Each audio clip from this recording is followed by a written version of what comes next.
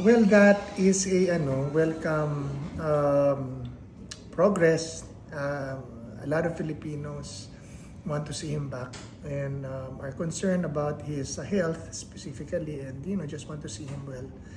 And and with this freedom, and I think it will assuage a lot of pains that will bring at least semblance of unity or progress for unity for our country. So sana nga po ay mangyari.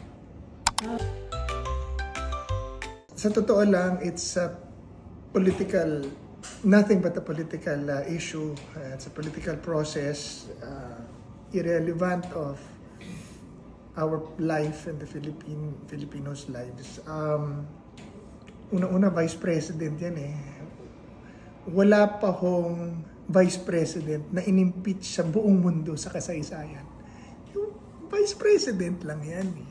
Ano bang role ng Vice President? It is almost a passive position that is really, it is a position that is almost powerless. Spare tire. Diba? Parang kaya hindi pinapansin yan Vice President yan eh. And then, ini-impeach. Ang ginagawa lang yan is to divide our country even more. Sinisegue tayo sa dapat na talagang focus ng ating bansa, national concerns, national issue, security. Naku, gera na sa Iran at Israel, sumali ng Amerika, baka sumausaw pa ang Russia, ang China, baka madamay tayo. Saan pupunta Pilipino? Paano pagkain? Paano na? We can't even defend ourselves.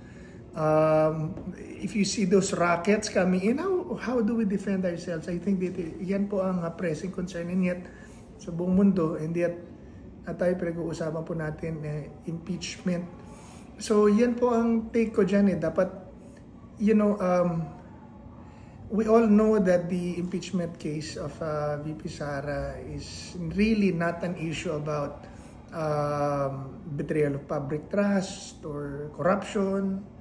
It is really an issue of, or an active pursuit of getting the strongest candidate for president or eliminating the strongest candidate for president 2020. Yan lang po ang issue yan.